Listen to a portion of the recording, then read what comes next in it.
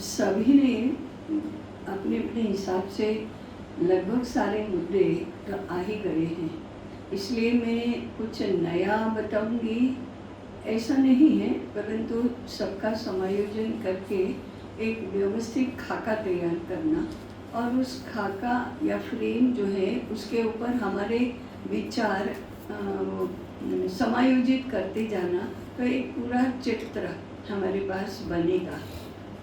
इस विचार से कुछ साथ में रखने का प्रयास है। जैसे प्रकाश जी ने बताया कि व्यक्ति को ही दी जाती है, लेकिन समाज का क्या, समाज को शिक्षा देना कि नहीं देना, तो हाँ समाज को भी देना, लेकिन शिक्षा तो व्यक्ति को ही दी जाएगी। उसके संदर्भ कितने प्रकार के हैं, ये पहला मुद्दा। तो व्यक्ति कुटुंब में रहता है, जो हमारा व्यष्टि से परमेष्टि का है वही संदर्भ है। कुटुंब एक संदर्भ हुआ, जाति एक संदर्भ हुआ, वर्ण एक संदर्भ हुआ, हमारा राष्ट्र एक संदर्भ हुआ और पूरा विश्व एक संदर्भ हुआ। सृष्टि, वनस्पति सृष्टि, प्राणी सृष्टि, ये पंच महाभूत ये एक संदर्भ हुआ और परमेष्टि एक संदर्भ हुआ। इन सभी संदर्भों में एक व्यक्ति को समायोजित करना, तो शिक्षा तो व्यक्ति को ही दी जाती है। इन संदर्भों के साथ ये एक मुद्दा। दूसरा मुद्दा है व्यक्ति को दी जाती है तो कौन कौन से उसके पैरामीटर्स हैं, मापदंड कैसे हैं या किसके अनुसार दिया जाना चाहिए। तो सबसे पहला है प्रकृति के अनुसार। प्रकृति माने उसका स्वभाव। प्रकृति परीक्षण हमारी परंपरा में भी, अगर कोई भी व्यवसाय करना है, कोई भी शास्त्र चुनना है शिक्षा के लिए या कोई भी मार्ग से जाना है, तो उसकी प्रकृति क्या है इसका परीक्षण करके फिर उसके लिए शिक्षा व्यवसाय ये सारा तय होता था। तो प्रकृति परीक्षण आज हमारे यहाँ इसका प्रचलन नहीं रहा है, परंतु प्रकृति परीक्षण की पद्धति तो हमारे यहाँ रही है। उसके कौन से शास्त्र हैं, कौन से माध्यम हैं, कैसी उसकी पद्धति है, ये सब निरूपण होता था। केवल एक छोटा सा उसका एक उल्लेख भी अपने बालक को कौन सी शिक्षा या वो कौन सा व्यवसाय करेगा ये तय करना है। तो बालक जब बैठना सीखता है, जैसे घुटने चलते चलते वो बैठ जाता है, अब बैठना सीखता है, तो विभिन्न व्यवसाय के उपकरण उसके आसपास खिलौने के रूप में रखे जाते थे।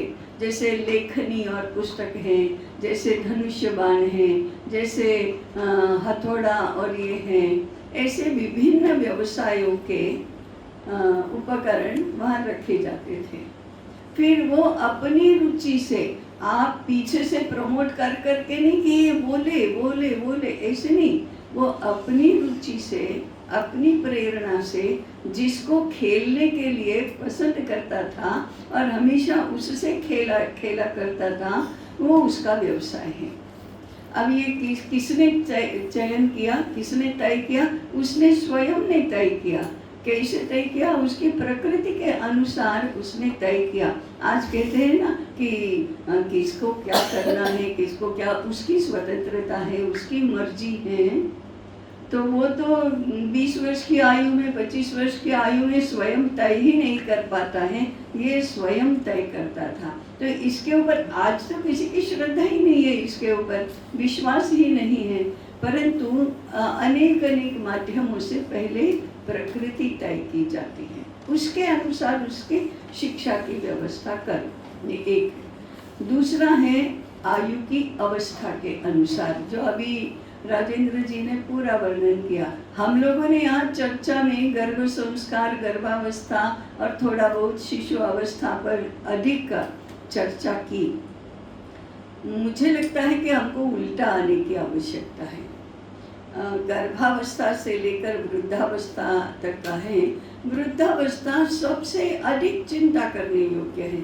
चिंता करने योग्य माने वो सबसे अधिक अनुभवी, सबसे अधिक लंबी आयु वाली अवस्था, सबसे अधिक उनको कुछ करना ही नहीं दो और कोई दायित्व नहीं है, तो उनकी शिक्षा की व्यवस्था सबसे पहले करना, क्योंकि उनको बाकी सबकी शिक्षा की चिंता चिंतन वे कर सकते हैं।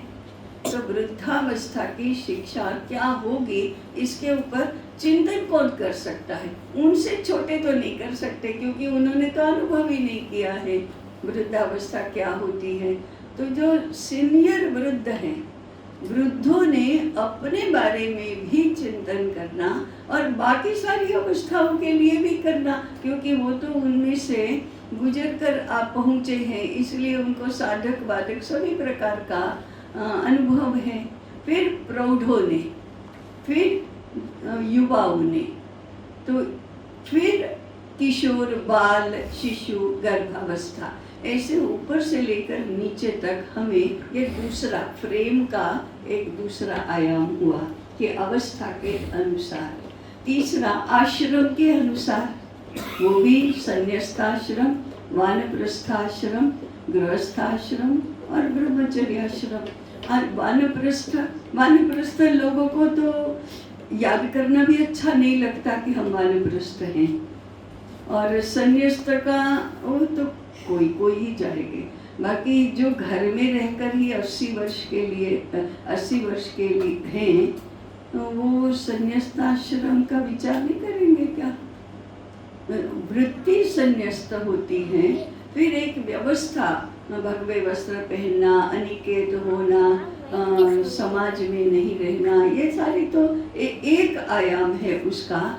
बाकी संन्यास्त और वानप्रस्थ, ये दो पूरे भारतीय समाज के लिए चिंता का विषय है। हम कहते हैं लायबिलिटी युवा है, युवा लायबिलिटी नहीं, वृद्ध ये वानप्रस्थी और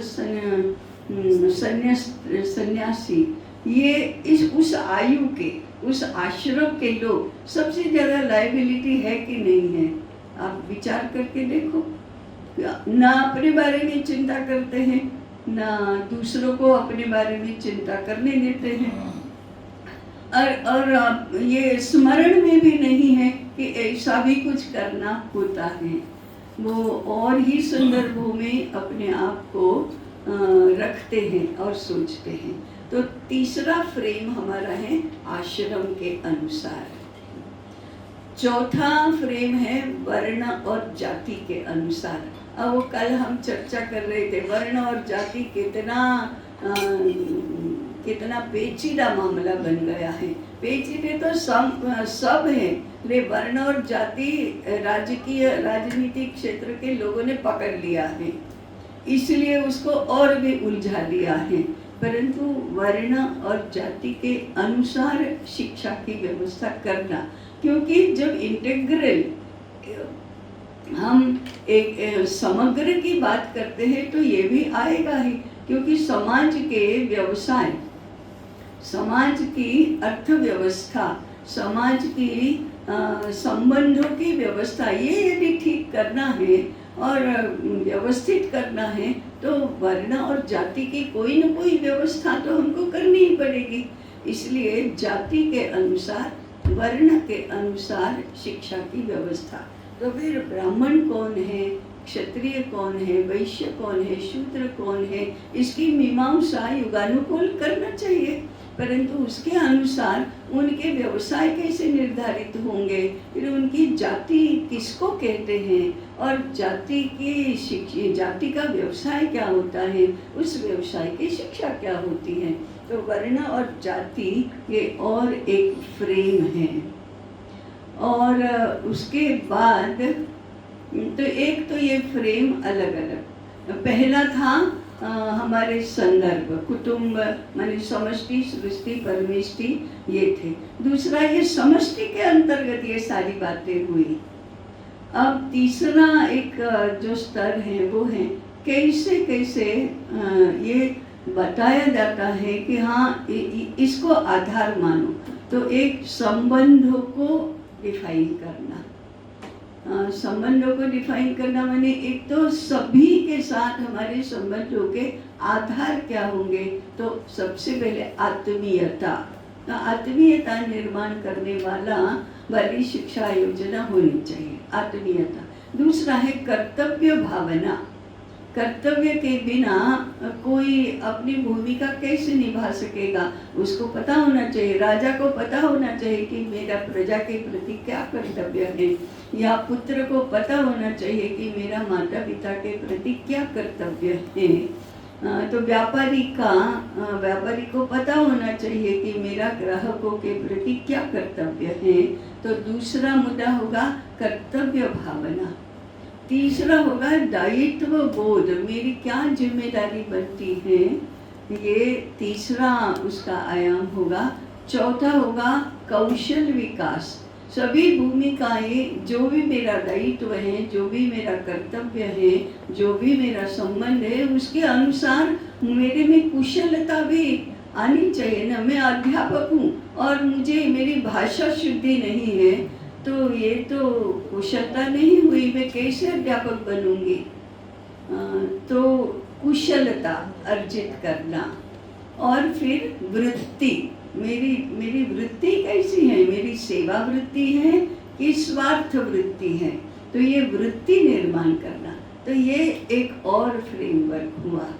ऐसे सभी बातों को ध्यान में रखकर फिर उन सब के पीछे जीवन दृष्टि क्या है, तो वो भारतीय जीवन दृष्टि होगी, हमारी सेमेटिक जीवन दृष्टि नहीं होगी। ये भी तय ही होना चाहिए, नहीं तो आज के ज़माने में करते करते हम पूरे अमेरिकनाइज अपने आप को कर देंगे और उसको आधुनिक कहेंगे, ऐसा तो नहीं चलेगा। इसलिए जीवन दृष्टि इन सबके आधार रूप ऐसा करके हमने किया तो फिर समग्र शिक्षा की व्यवस्था होगी। वो समग्र शिक्षा योजना मैंने ग्राम, नगर, वन के लिए और भिन्न भिन्न व्यवसायों के लिए भिन्न भिन्न व्यवस्थाओं के अनुसार अर्थव्यवस्था, राज्य व्यवस्था, समाज व्यवस्था, वो एक अलग स्तर पर हम बात कर रहे थे कल। आज ये प्रत्यक्ष व्यक्ति को शिक्षा देना है, तो किन किन बातों को ध्यान में रखकर देना, इसका एक अच्छा ढांचा हमको तैयार करना चाहिए।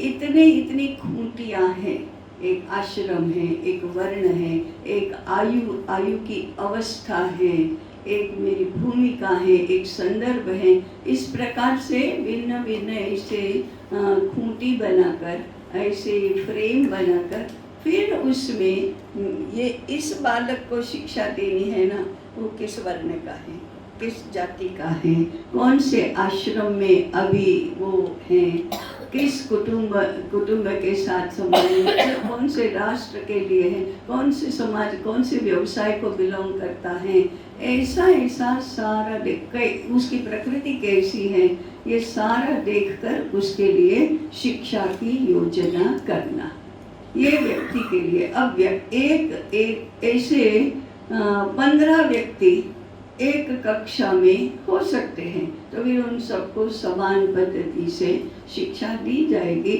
हाँ, उसका ग्रहण करने का स्तर कैसा है, तो एक फ्रेम हमारा पंचकोश स्थिति क्या है उसकी, ये भी हो सकता है कि उसकी क्षमता क्या है, क्या ग्रहण करने की क्षमता है, उसके अनुसार ये करना।